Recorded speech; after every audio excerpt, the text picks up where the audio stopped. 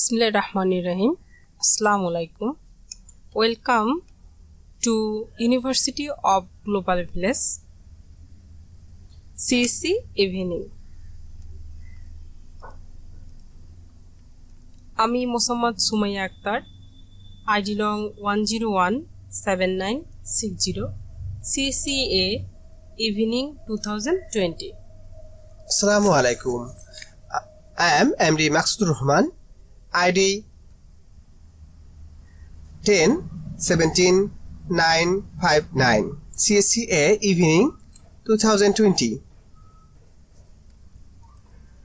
আজকের টপিক হচ্ছে k means clustering. Subject code CC 409, subject pattern recognition. Chemin clustering is a method of various recognition originally from signal processing. That means to pattern an object into K clustering in which each objects belong to the cluster, with the nested means saving as a prototype of the clusters. This result is a partitioning of the data space into various cells. K-mean clustering minimize write-in cluster. Various but not regular Euclidean distance, which would be the more distance, however, problems. This mean the minimize Euclidean distance. For instance, better Euclidean solutions can be found using K-medians and K-methods. কেমিং কাস্টারিং হচ্ছে vector কর্নালাইজেশনের একটি পদ্ধতি।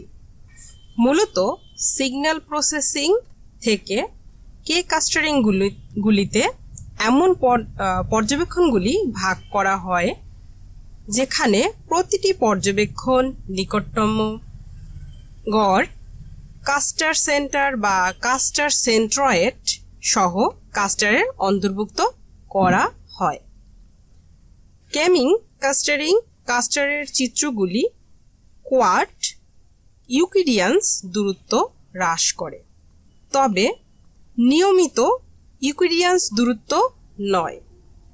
গড় স্কোয়ারগুলি অনুকূল করে, যেখানে কেবল জ্যামিতিক মাধ্যম Euclidean দূরত্বকে হ্রাস করে।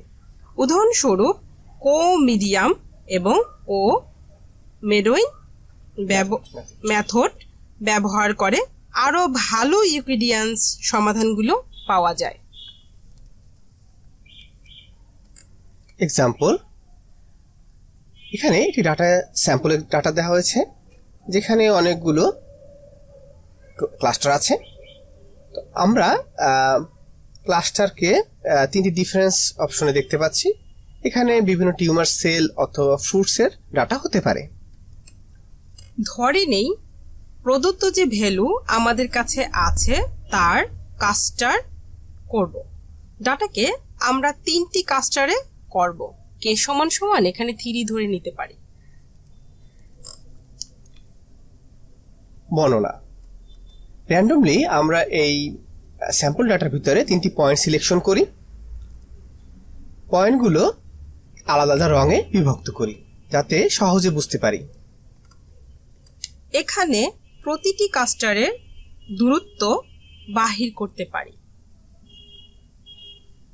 যেমন আমার প্রথম যে কাস্টারটা আছে সে তার পরের যে কাস্টারটা আছে তার সাথে ব্লু যে কাস্টারটা আছে তার সাথে আমি দূরত্ব নির্ধারণ করতে পারি। এরপরে আমার প্রথম কাস্টারটার সাথে কিছু দূরেই গ্রিন যে কাস্টারটা আছে পয়েন্ট যেটা আছে সেটার সাথে আমি দূরত্ব নির্ধারণ করতে পারি। শেষমেশ আমার প্রথম যে কাস্টারটা ছিল তার সাথে যে কিছু দূরে যে ইয়েলো যে কাস্টারটা আছে তার সাথে আমি দূরত্ব নির্ধারণ করতে পারি। দূরত্ব নির্ণয়ের পর আমাকে নেস্টেড ক্লাস্টারিং করতে হবে, অর্থাৎ যার দূরত্ব সবচেয়ে কম তাকে তার দলে রাখতে হবে। এখানে আমরা ব্লু সাথে প্রথম যে ক্লাস্টারটা আছে তার দূরত্ব সবচেয়ে কম পেয়েছি, তাই দুটোকে একই কালার করে দিয়েছি। একইভাবে গ্রিনের কাছের ক্লাস্টারটি গ্রিন কালার এবং ইয়েলোর কাছে ক্লাস্টারটি ইয়েলো কালার করেছি। ইয়েলোর কাছে যে বাকি যে কালারগুলো আছে বা ক্লাস্টারগুলো আছে এগুলো খুব কাছাকাছি, তারা খুব কাছাকাছি হওয়াতে আমরা সবগুলোকে এক রকমের ক্লাস্টার হিসাবে ধরে নিতে পারি। ক্লাস্টার নির্ণয়ের পর আমাকে ক্যালকুলেট করতে হবে ইচ ক্লাস্টারের সেন্টার পয়েন্ট। আমরা সেই ক্লাস্টারের সেন্টার পয়েন্ট নির্ণয়ের জন্য সূত্র ব্যবহার করতে পারি square root over a square plus b square plus c square. যেহেতু এখানে আমাদের 3টি ক্লাস্টার, তাই এ বি সি ধরা হয়েছে। এখানে 3টে ক্লাস্টারের মধ্যে প্রত্যেকটা 3টা যে ক্লাস্টার আমরা ধরে নিয়েছি সেগুলোর পয়েন্টার ধরে নিতে পারি। যেমন আমরা ক্লাস্টারগুলোর যে ভেরিয়েশন করেছি সেই ভেরিয়েশনগুলোকে যদি সামারাইজ করি তাহলে ক্লাস্টারগুলোর একটি হিসাব পেতে পারি এবং এই ক্লাস্টারগুলো বারবার রিপিট করতে হবে, মেজার করতে হবে এবং ক্লাস্টারিং করতে হবে যাতে আমরা একটি সঠিক মান পেতে পারি। এখানে দেখা যাচ্ছে 3টা ক্লাস্টারের মধ্যে বিচার বিশ্লেষণ করতে গেলে 2 নম্বর যে ক্লাস্টারটা আছে সেটা কাছাকাছি মান পাওয়া যাচ্ছে। তার মানে আমরা 2 নম্বর ক্লাস্টারকে সঠিক মান বা সঠিক রেজাল্ট হিসেবে ধরতে পারি। ধন্যবাদ সবাইকে আমাদের সাথে কে মিন ক্লাস্টারিং মেথড দেখার জন্য। ধন্যবাদ সবাইকে। আসসালামু আলাইকুম।